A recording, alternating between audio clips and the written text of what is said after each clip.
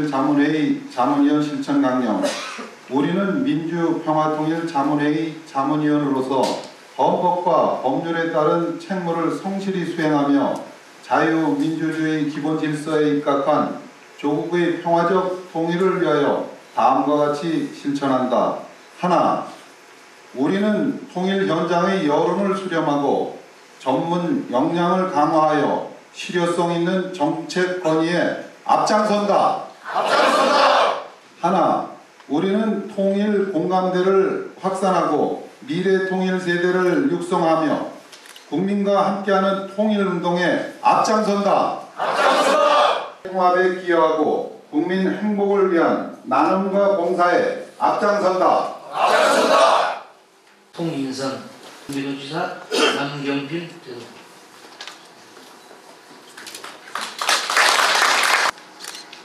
박사 황준호. 이촉장 김영국. 2014년 9월 30일 대통령 박근혜.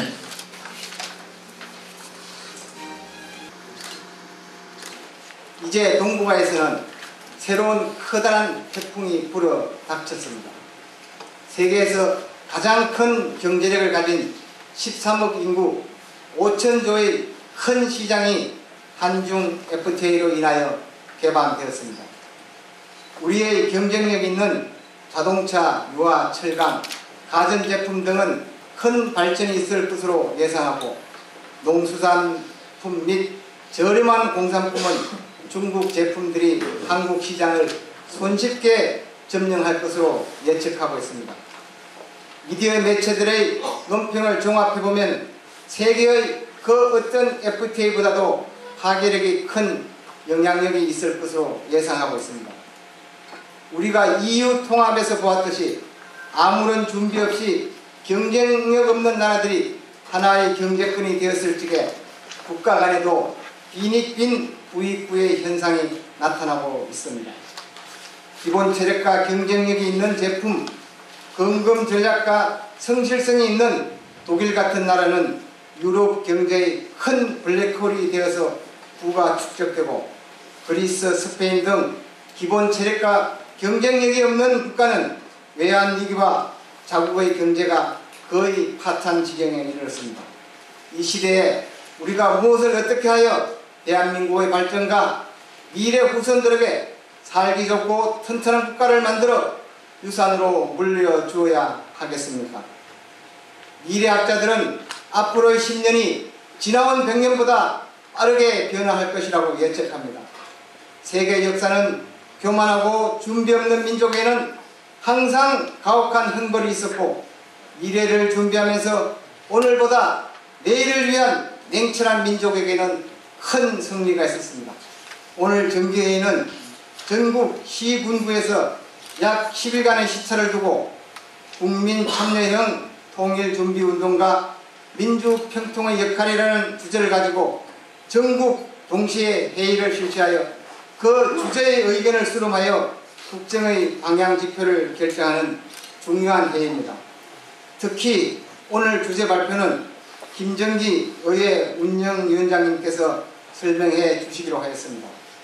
주제 설명 잘 들으시고 좋은 의견 설문지에 작성해 주셔서 대한민국이 올바른 길로 갈 수 있도록 여러분들의 큰 합의가 있었으면 합니다. 제가 부시장으로 와가지고 우리 민주평통이 그동안 거뒀던 많은 성과에 대해서 말씀을 많이 들었습니다. 대표적으로 그동안 추진해 오신 실적을 보면은 대학생 청년 통일 아카데미, 찾아가는 청소년 통일교육, 청소년 통일준비 캠프, 2014 통일시대 아카데미, 북한이탈 주민 및 다문화 가정 대상 힐링 캠프, 너무나도 많은 일들을 추진해 오셨다 이렇게 알고 있습니다.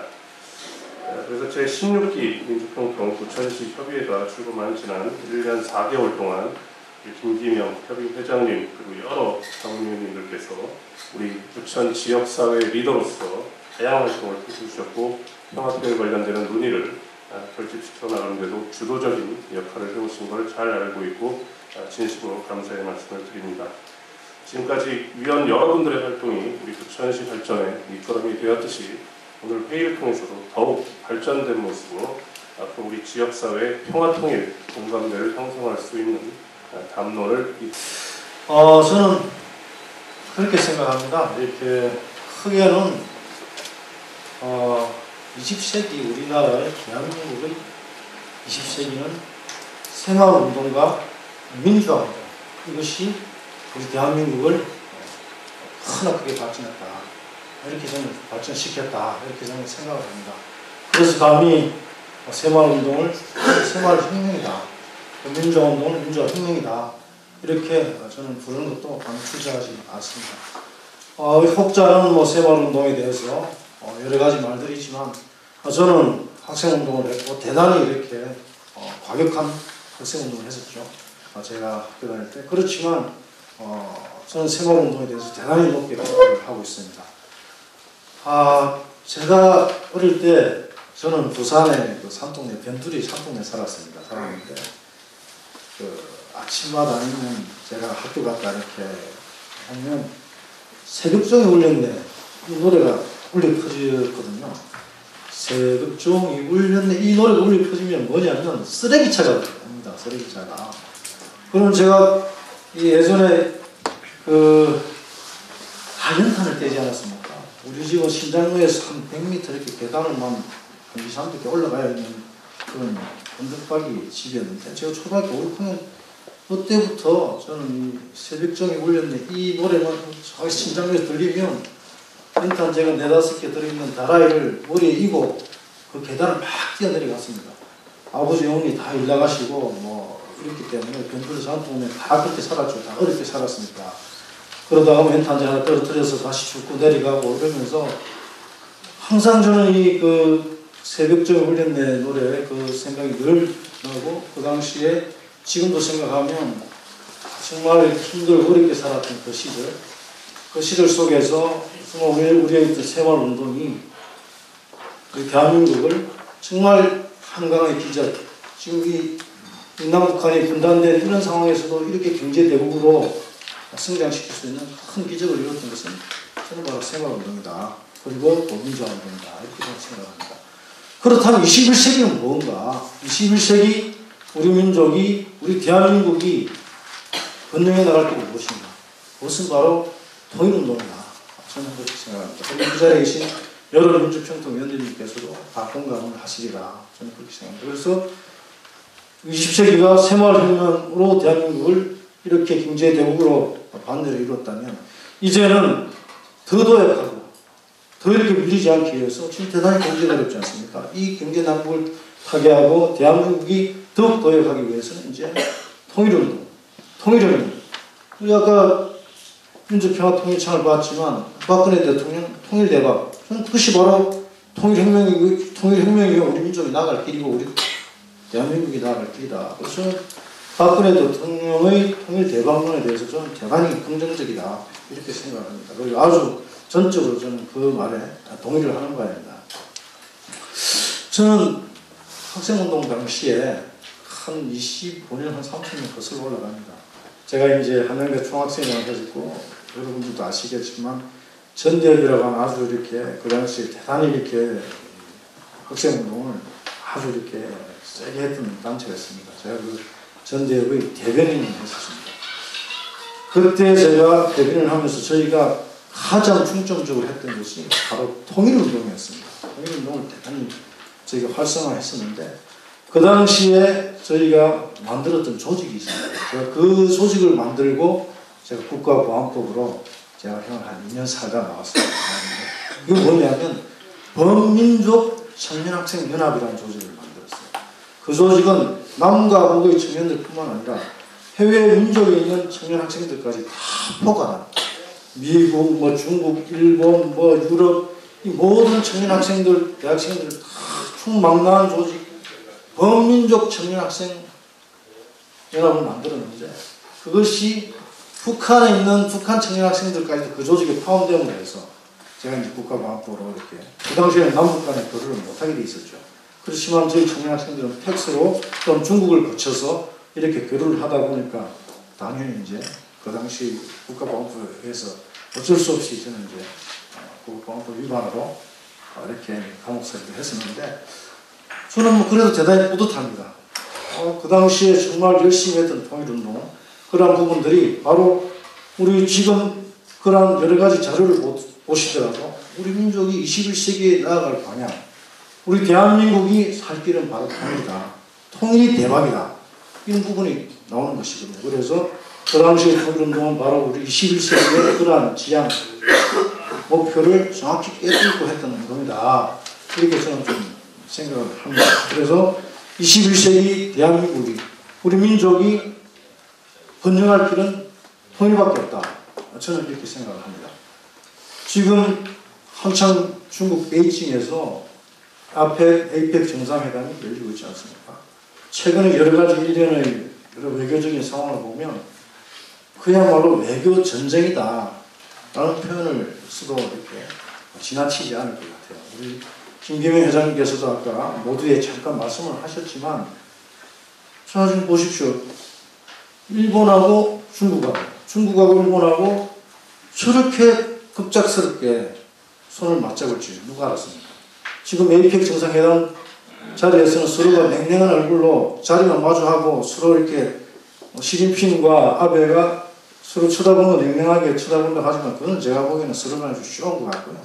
실질적으로 손을 잡았다는 것에 대단히 큰 의미가 있는 것이거든요. 아울러서 미국하고 북한하고도 지금 대단히 미를 관계로 지금 진행되고 있지 않습니까? 그리고 중국과 북한은 말할 것도 없고, 지금 이제 북한하고 또 일본도 역시나 그렇게 서로가 유착 관계를 강화해 나가고 있지 않습니까? 한반도를 둘러싼 이 외교 전쟁이 엄청나게 이렇게 가열되고 가속화되고 있다. 그것은 다시 말하면 외교라는 것이면 자국의 이익을 위해서는 어떠한 것이라도 이렇게 적과도 언제든지 동침을 하겠다. 이런 것이거든요. 이 상황 속에서 우리도 마찬가지로 지금 외교적인 노력을 엄청 기울이고 있습니다. 이 외교적인 노력을 기울이는 데 있어서 한 축, 가장 중요한 축은 바로 남북 간의 통일 분위기 조성하는 것이다. 그래서 저는 지금 우리 남북 간의 여러 가지 대북 전당 문제로 마찰은 있지만, 기본적으로 저는 남북 관계가 잘 진행되고 있고 잘 진행될 것이라고 저는 그렇게 생각을 합니다. 왜냐하면 지난 아시안 게임 때 북한의 그 특사들, 특사라고 표현해야죠. 그 고위급 장성들이 그냥 내려왔겠습니까? 그것은 적어도 박근혜 정부의 의지와 북측의 의지가 맞물려서 내려왔던 것이고, 충분한 물밑 대화가 아주 적극적으로 저는 전개되고 있다고 생각합니다. 단지 남북 전단 대포 문제나 살포 문제는 하나의 현상적인 문제일 뿐이고, 그것으로 인해서 그 특사들이 내려왔던 그러한 해병의 무드가 저는 바뀌지 않을 것이라고 저는 생각합니다. 그래서 물밑으로 엄청난 지금 남북 간의 이 대화의 기운이 조성이 되고 가고 있다. 그래서 보이지 않지만 저 보이지 않는 엄청난 손이 우리 남북 관계에 있어서 급진전할 수 있는 그러한 분위기 모두를 조성하고 있지 않는가. 그래서 지금 현재 박근혜 정부의 보이지 않는 통일 노력에 저는 대단히 이렇게 박수를 보내고 싶고 찬사를 보내고 싶습니다.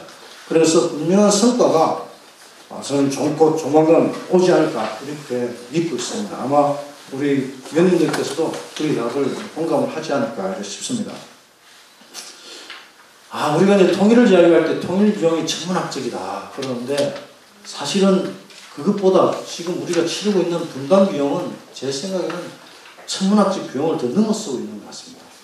그래서 하루빨리 우리가 이 분단으로 겪는 고통, 경제적인 손실, 여러 가지 외교적인 어떤 그런 막힘 이런 것들을 풀기 위해서는 분단의 비용이 이미 천문학적인 비용을 넘어서고 있기 때문에, 그리고 지금 보세요. 우리 군대를 유지하기 위해서 그 엄청난 이 군사 병이 나가고 있지 않습니까? 아울러서도 지금 방사청의 어떤 여러 가지 비리 문제 이런 것들, 더더군다나 정말 이렇게 얼마 되지 않았지 않습니까?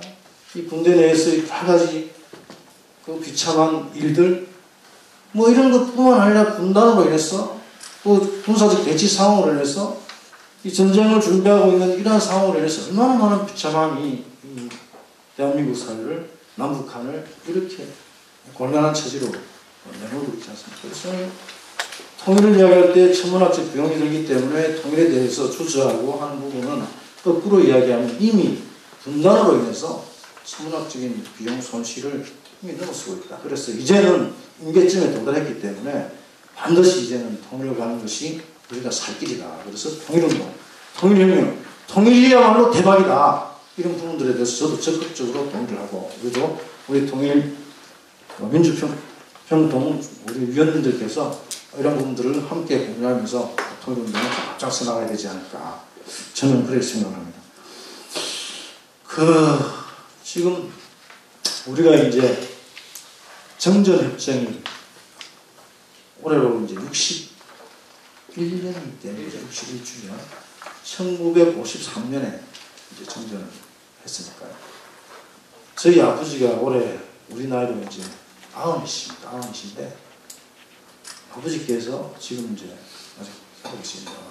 지금 워낙 연로하고 몸이 안 좋으셔서 제 어머님도 요양원에 가 계십니다만, 아버님께서 6.25 참전용사이시고 6.25 상인용사십니다. 그래서 지금 고운 대상자시기도 하시고, 그래서 저는 어릴 적부터 아버님이 이제 팔 쪽에 이제 총알 관통상을 이제 맞으시는데, 늘 아버님 손을 보면서 6.25에 대한 생각, 그 전쟁에 대한 비참한 두려움, 바로 우리 가족의 일이었고 우리 아버지의 일이었고, 그것으로 인해서 아버님이 전쟁을 하시면서 여러 가지 곤란을 겪고 여러 가지 상황들을 봤기 때문에 저는 전쟁의 참상, 분단의 고통 이런 것들에 대해서 사실은 누구보다도 더 뼈저리게 제가 느끼고 있는 그런 사람입니다.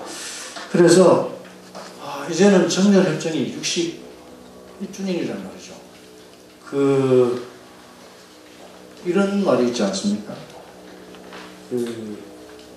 나이 60이 되면 이제 공자께서 말씀하신 이순이라고 그러죠. 60을 이순이라고 그러는데, 정전협정도 이제 60이 넘지 않습니까? 한가위 넘었는데, 논어 위전편에 보면 공자가 그런 말씀했죠. 이순의 표현을 하면서 어떤 일이라도 이해를 한다.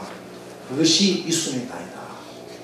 저는 이제 우리도 정전협정 60주년이 넘었기 때문에 남북 관계에 있어서 어떤 일이라도 이해를 할 수 있는 그런, 적어도 이렇게 국면까지 왔지 않느냐, 그런 성숙한 단계까지 이제 오지 않았나, 또 그렇게 또 해야 되지 않나, 이런 생각이 듭니다. 그래서 남북 관계에 어떤 일이 일어나더라도 서로가 이해할 수 있고 또 이해를 해야 바로 이제 통일가는 그런 진행길이 되지 않나. 그래서 정전협정이 60년을 넘어서 61주년이 된 이런 것과 맞물려서 우리 남북 관계도 어떤 일이든지 이해를 해야 된다. 그런 측면에서 보면 요즘 주말 드라마, KBS 이해산 주말 드라마 이렇게 혹시 한창 인기 있는 거 보시는 거 있으세요? 장모님과 가끔 제가 보는데, 장모님 아주 열혈 팬입니다. 그 주말 드라마의 제목이 가족끼리 왜 그래? 보시는 분 계세요? 그 재밌더라고요. 김현주를 제가 좋아하는데 아주 김현주 연기가 요즘 아주 무르익었더라고요, 보니까. 그 제목이 가족끼리 왜 그래입니다. 가족끼리. 우리 남북한이 가족인데 우리 가족끼리 왜 이러고 있냐는 거죠. 우리 민족끼리 우리가 지금 왜 이러고 있는 건가. 이제는 전쟁의 참상에서, 이제는 전쟁의 분노에서 이제는 벗어나야 됩니다. 미우나 고우나 남과 북은 가족이요, 미우나 고우나 남과 북은 한 민족입니다. 이제 우리 가족끼리 싸우고 헐뜯고 하는 것은 이제는 우리가 그만두고 우리 가족끼리 잘 살아야 되지 않겠습니까? 저는 그래서 그 드라마에도 막 서로 싸우고 뻗고, 아버지하고 요즘 엊그제 보니까 아버지하고 자식들하고 싸우더라고요. 그래도 결국 그 이야기 결론은 뭐겠습니까? 분명히 해피엔딩으로 끝날 겁니다. 가족끼리 싸우면 분명히 그렇게 되거든요. 그래서 저는 남북한 관계도 마찬가지다. 가족끼리